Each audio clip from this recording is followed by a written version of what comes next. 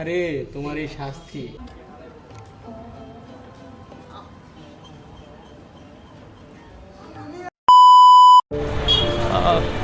আসসালামু আলাইকুম গাইস। তো আমরা এখন আছি সায়দাবাদ। এখানে আমাদের রিহার্সেল হয়েছিল। সো আমরা সায়দাবাদে এসেছিলাম এখানে রিহার্সেল করার জন্য, কারণ আমাদের একটা শো আছে। কোথায় জানো দাদা? এটা হচ্ছে আপনার শিল্পকলা একাডেমি নির্দেশালয়। আর এটা হচ্ছে আপনার রবীন্দ্রনাথ ঠাকুর। আমরা পারফর্ম করতে যাচ্ছি রবীন্দ্রনাথ ঠাকুরের লেখা ডাকঘর নাটক। তো আমরা এখন মুশকিলে পড়ে গেছি। ও যখন ছিল না তখন ছিলই না, কোনো ভাবনাই ছিল না। এখন কোথা থেকে এসে আমার ঘরে জুড়ে বসলো। ও যদি চলে যায় তাহলে আমার এই অজানার পরে করবে না।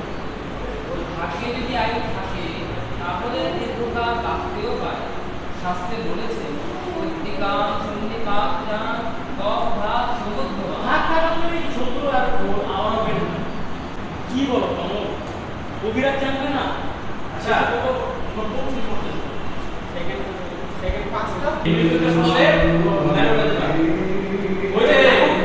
ঠাকুরে এসেছে।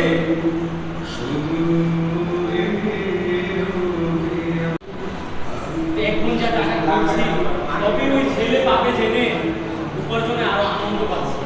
বেশ বেশ ভাই, তা ছেলেটিকে কোথায় পেলে? আমার স্ত্রীর গান সম্পর্কে ভাইপো। ছেলেটার বেচারা মা মারা গেছে, কিছুদিন হলো তার বাবাও মারা গেল। আহা, তাহলে সে আমার তার দরকার। অভিরাজ বলেছে তার ওইটুকু শরীরে পা পিত্ত লেজা যেন যেরকম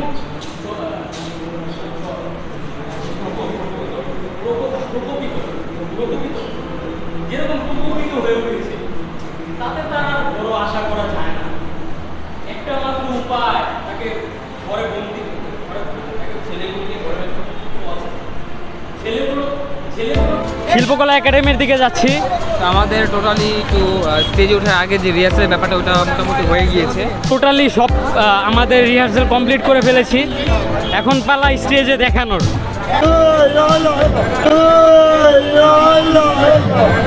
তো আমার সাথে আছে আমার সব টিমমেটরা, আপনি দেখতে পাচ্ছেন আপনারা সবাই। হ্যাঁ, প্রচুর জ্যাম, ঢাকা শহর তো একটু। তো আমার সাথে আছে ফাহাদ দাদা, এখানে আছে সজীব দাদা, তারপর সাথে আমাদের অভি দাদা। ব্যাগ হাতে, তো ব্যাগ হাতে আমাদের দীপু দাদা আছে।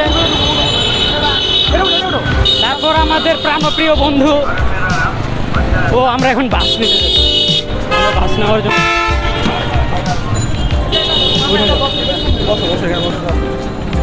বসো, সমস্যা নেই।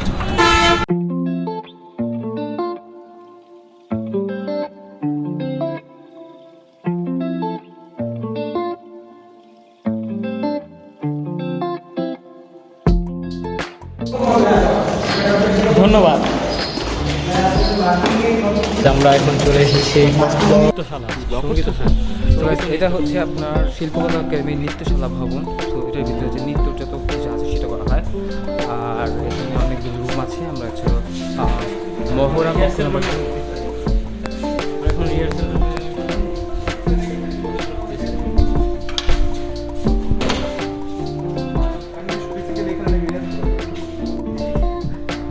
তো আমরা এখন আছি রিহার্সাল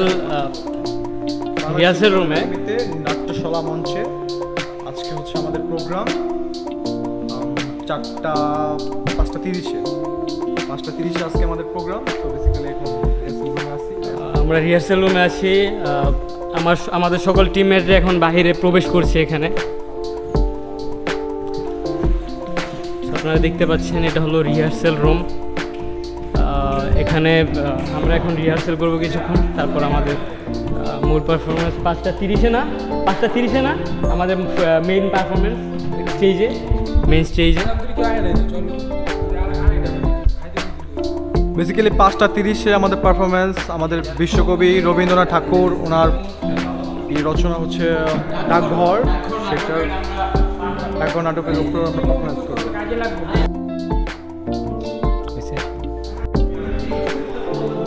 তো আমরা এখন রিহার্সাল রুমে আমাদের রিহার্সাল শুরু করব।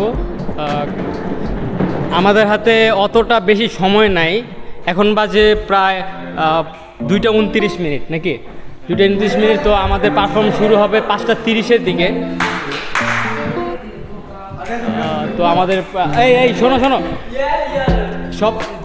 সবাই একত্র হও, আর যার ফাহাদ দাদা আপনি আর আমার আর আপনার ফার্স্ট ডায়ালগ অভি দাদা। তো রেডি হন, ফ্রেশ হয়েছেন? ফ্রেশ হয়ে আসি, চলেন।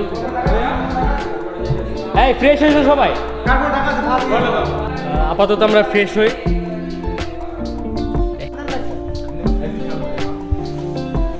তো এখন আমরা মেকআপ রুমে আছি, এখানে আমাদের মেকআপ হবে, তারপর আমরা মূল স্টেজে পারফর্ম করব। এখানে সবাই মেকআপ হয়ে গেছে, এখানে রানিং হচ্ছে আমাদের ফাহাদ দাস। আরে বেঁচে থাকো বাবা। তুমি কি সেজেছো? রে বাচ্চা, তোমাকে তো আগে কখনো দেখিনি।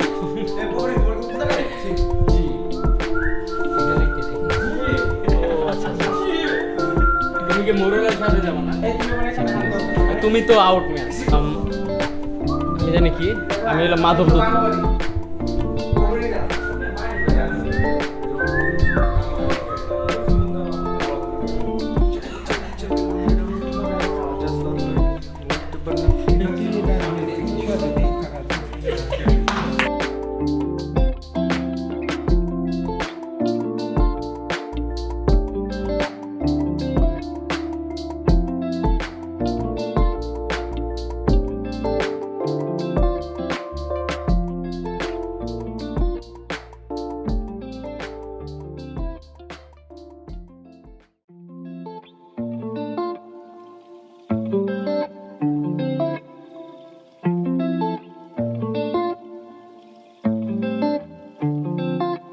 আমার যে কোনো বেদনা নেই, এতটুকু তো শেষই তো আচ্ছা আছে ওই লাইন নাই সুন্দর তো কিন্তু শর্ট করে বলে দিচ্ছি। ঠিক আছে এটা একটু দেখো, ওটা মানে অটোমেটিক।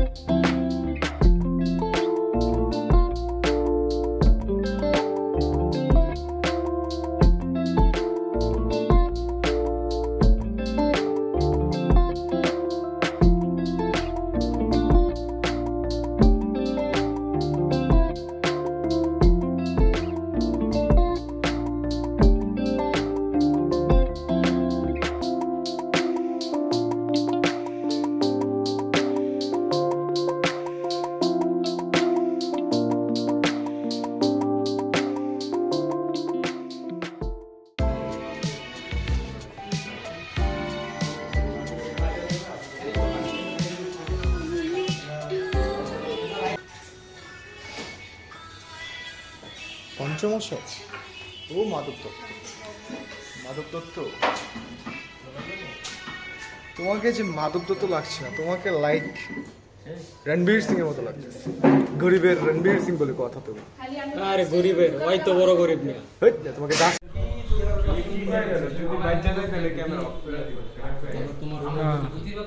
আমার অনুভূতি ভাই, আজকে একটা অনুভূতি, যদি আমরা ফেল করি তাহলে অনেক বড় কষ্ট নিয়ে আমরা এখান থেকে বের হবো। এটা একটা ওর ভাগ্যে যদি থাকে ফাহাদ দা, তাহলে হ্যাঁ দাদা কি অবস্থা? আপনি এখন অর্থমূলক কেন? আপনি কি এভাবেই থাকবেন? না আমার তো দিবে, আপনার উপরে ওই যে ওইরকম করে কিছু একটা দিবে হয়তো বা।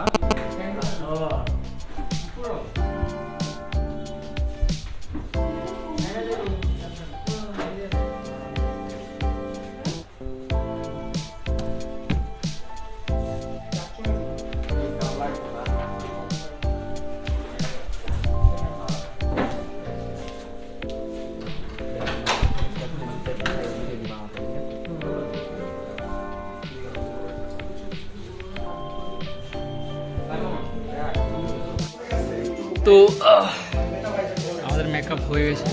আমার জুনায়েদ তোর কি বানাইছে এটা? I'm an old man. You are an old man and I'm a poor man, but I'm not looking at you. You look like a rich man. You look like a rich man. I'm looking like a zamindar. I'm looking like মোরল, তোমার কত বড় স্পর্ধা! যে গ্রামের পঞ্চগড়ে মনে সাথে ঝগড়া করছিস তার শাস্তি জানিস? আরে তোমার এই শাস্তি, আমার এক লাথি খেলে তুমি বাঁচবে কিনা সেটা চিন্তা করো। 2 বছর জমে এসেছিস কিনা তুই আমাকে ছেড়ে দিস? তুই চিনিস আমাকে? আমার একটা ইশারা কি দুনিয়া, তোমাকে আমি আমার জুতার ময়লা হিসেবেও রাখি। তাই না? আমি তো তোর আন্ডারওয়্যার বন্ধু হিসেবে রাখি।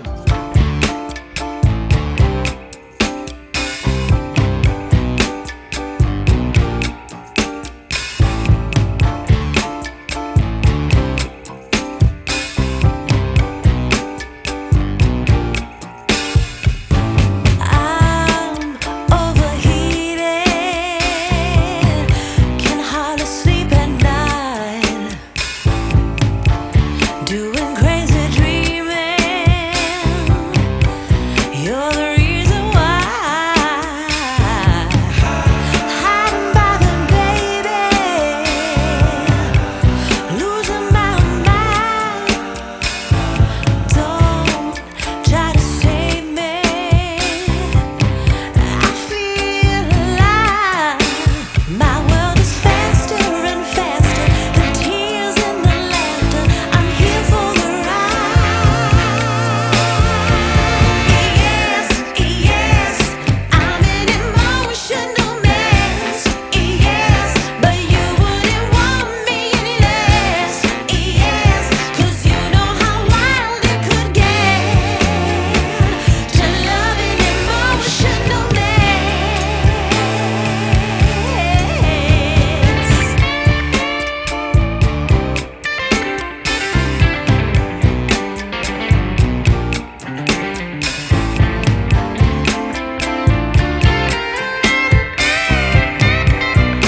টাকা রোজগার করতাম তখন তা ছিল একটা নেশার মতো। এখন যা রোজগার করি তা ওই ছেলে পাবে জেনে তাতে ভারী মজা পাই। বেশ বেশ ভাই, আর তার ছেলেটিকে কোথায় পেলে? আমার স্ত্রীর সম্পর্কের ভাই, ছেলেটির মা নেই, তার বাবাটাও মারা গেছে। সমস্যাই সমস্যাই আমি কি উঠানটাতে যেতে পারবো না? না, কেন যেতে দেবে না? কবিরাজ বলেছে তুমি বাইরে গেলে তোমাকে ওষুধ করবে। বিরাট কেমন করে জানলো? কি বলো? কবিরাজ জানবে না? সে যে এত বড় কি করে বসেছে। খুললে সমস্ত কিছু জানা যায়।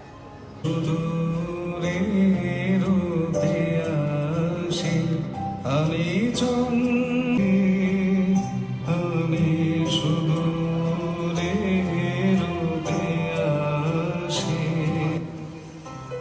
আমাকে তোমার ভয় কিসে? তুমি যে ছেলে খেলার সন্তান, তা তুমি তো ছেলেও নাও, তোমার ঘরে ছেলেও নেই, আর তোমার খ্যাপার বয়স তো গে- ওই যে মোড়ল আসছে, মোড়ল মশাই, মোড়ল মশাই। তুমি তো মোড়ল, তোমাকে সবাই মানে। মানে বই কি? খুব মানে। রাজার ডাকুর লোকরা তোমার কথা শোনে। আসলে কি গান বাজে?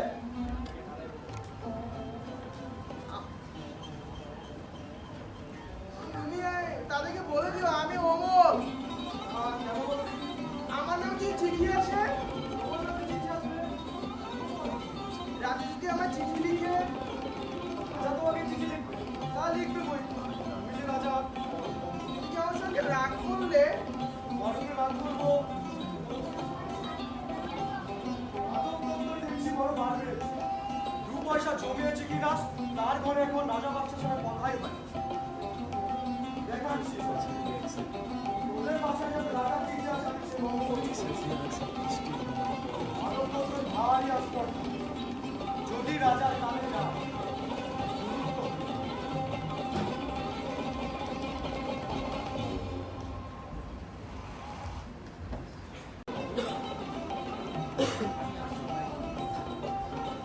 মাধব দত্ত আমাদের এই ছেলেটি যে রাজার চিঠির জন্য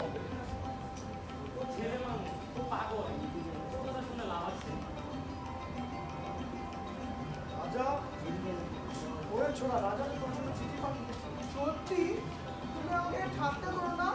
ফকির, ফকির, ও কি সত্যি বলছে? রাজা আমার সত্যি চিঠি লিখেছে? হ্যাঁ বাবা, আমি ফকির তোমাকে বলছি, এ সত্যি তার চিঠি। রাজা লিখেছে, আমি আজকালের মধ্যে তোমাদের বাড়ি যাব। তোমরা আমার জন্য মুড়ি মুরগির ভোগ তৈরি করে রেখে। আমার যে আরে রাজভবন এক প্রসঙ্গ ভবন। পরিহাস? কিসের পরিহাস? পরিহাস করার মতো সাধ্য আছে ওটা কেউ? হ্যাঁ হ্যাঁ, আমি খেপেছি। তাই তো আজ এই সাদা কাগজে অক্ষরে লেখা দেখতে পাচ্ছি, রাজা লিখেছেন তিনি স্বয়ং অমলের সাথে দেখা করতে আসছেন। তিনি তার রাজকবিরাজকে সঙ্গে করে নিয়ে আসছেন। ফকির, আমি যে বাজনা শুনতে পাচ্ছি, তুমি কি শুনতে পাচ্ছ না?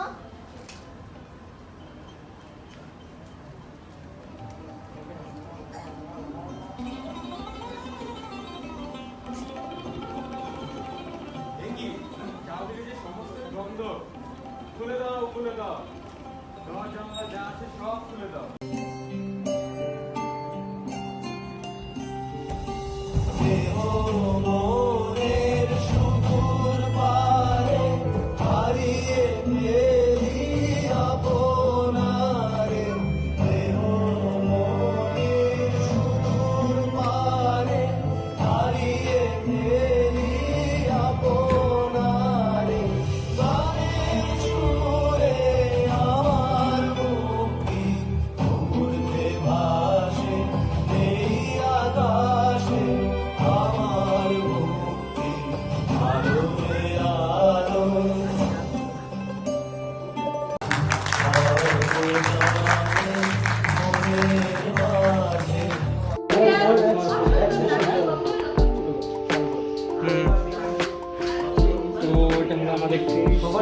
আমরা নাটক ডাকঘর প্রেজেন্ট করেছি, রচনা রবীন্দ্রনাথ, নির্দেশনায় ছিলেন আমাদের সুভাষচন্দ্র দত্ত, তন্ময় দাদা।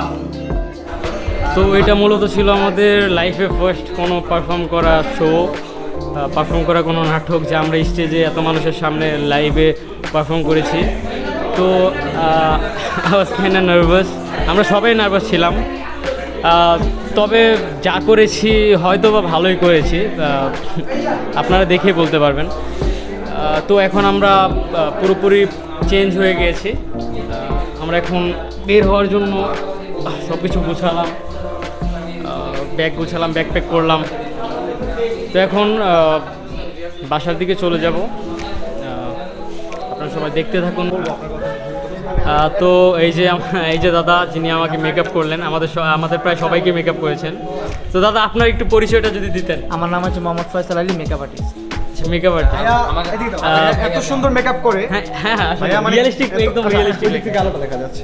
হ্যাঁ, এত সুন্দর মেকআপ করে যে মনে করো যে আমাকে মেকআপ করে চিনা যাচ্ছে। একটু আগে ভাই আপনার বুফে অনেক মানে লুকটা অনেক ভালো লাগছে। ভাই একটু আগে সাকিব আল হাসান ক্রিকেটার সাকিব আল হাসানের একটা মেকআপ করে নিয়ে আমার এখানে দৌড়তে চলে আসছে। মানে মেকআপ আর্টিস্ট হলে কি হলো, তাদেরকে অনেক প্রেশার থাকে।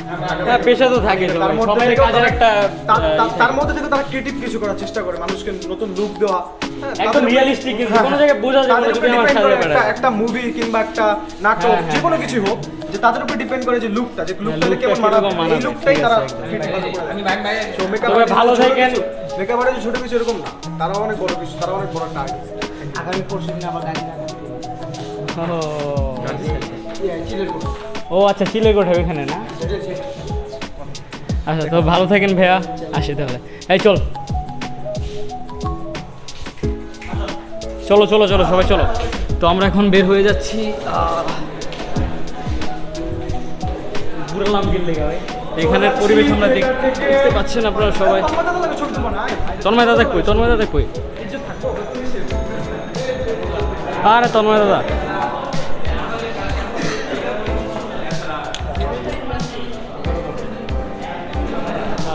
ইনি হচ্ছেন তন্ময় দাদা, যার নেতৃত্বে আমরা আজ এই প্ল্যাটফর্মে এসেছিলাম।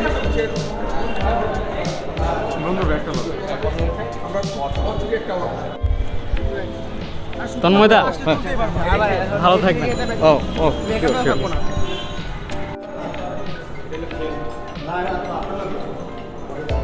তো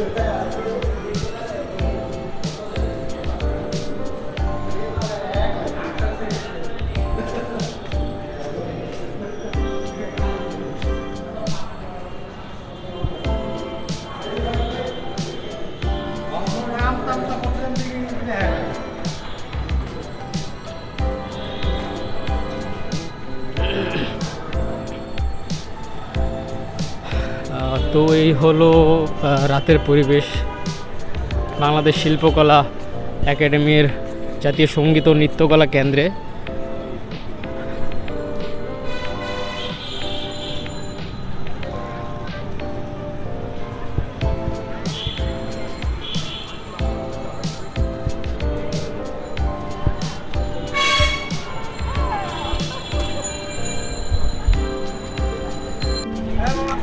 তো বাই বাই জাতীয় শিল্পকলা একাডেমি, আবার দেখা হবে কোনো একদিন।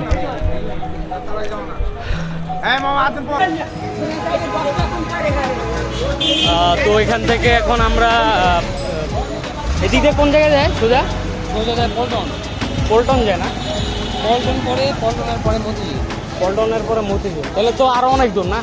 অনেক দূর না, বেশি নেই। সো গাইস, আমাদের আজকের মিশনটা কমপ্লিট হয়ে গিয়েছে। আমরা এখন সবাই বাসার উদ্দেশ্যে রওনা দিচ্ছি। তো আমাদের যে আজকের যে দিনটা ছিল, তো আমরা সবাই অনেক খুশি যে আমরা যেরকম করতে পেরেছি, আশা করেছি যে আমরা সেরকম করতে পেরেছি। আমরা যা করেছি মানে আমাদের এক্সপেকটেশনেরও বাইরে ব্যাপারটা, যে মানে এক্সপেক্টও করি না এত বেশি মানে ডেলিভার করতে পারবো। আর আমাদের দর্শকদের হিসেবে অনেকেই বলেছেন যে আমরা নতুন হিসাবে যা করেছি অনেক অনেক ভালো করেছি। মেন্টররা কিন্তু অনেক ভালো আমাদের। হ্যাঁ, তো তারা আমাদের মানে খুব অল্প সময়ে যে মানে কিছু যেটা দেখাতে পেরেছে, এটাই তো অনেক বড়। অল্প সময় বলতে একদিনও না, কিন্তু একদিনও না, একদিনও সময় পাই না আমরা, হয়তো কোনো 10টা থেকে একটা, হ্যাঁ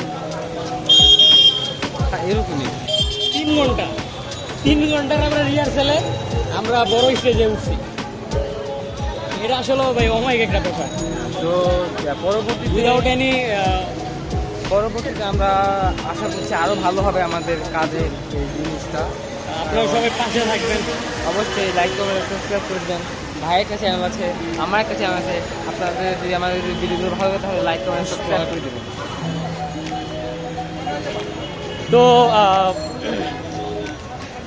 ভাইয়ার একটি চ্যানেল আছে, ভাইয়ার চ্যানেলটার নাম জানি কি? আমার চ্যানেল নাম হচ্ছে ফেসোহান অ্যাডভেঞ্চার। আমার সবচেয়ে ভালো লাগে অ্যাডভেঞ্চার কিছু করতে। আরেকবার একটু বলবেন, মানে সবাই তো সার্চ করার জন্য কিভাবে লিখতে হবে? আচ্ছা, আপনি যদি স্পার্ক খান অথবা ফেসোহান অ্যাডভেঞ্চার লিখে দেন তাহলে চলে আসবে। SPARK স্পার্ক KHAN স্পার্ক খান লিখে সার্চ করবেন, ওনার চ্যানেল প্রথমেই চলে আসবে।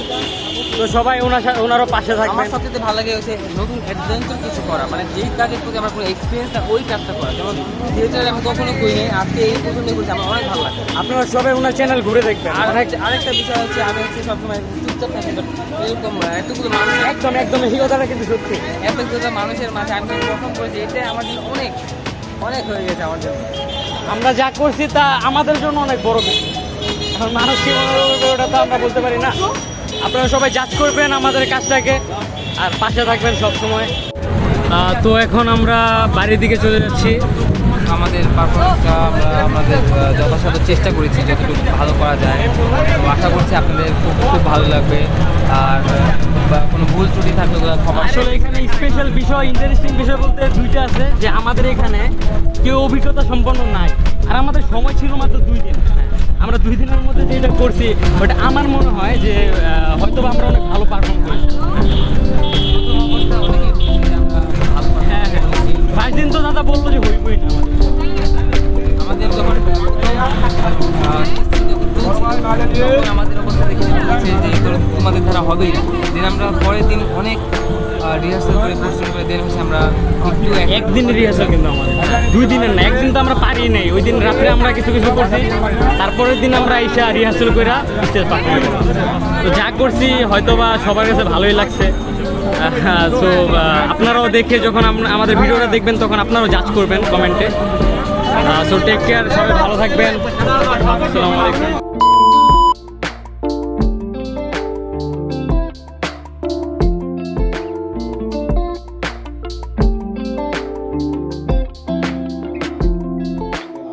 আমাকে তাকে দিয়ে তাকে একটা মহান কাজ করছে।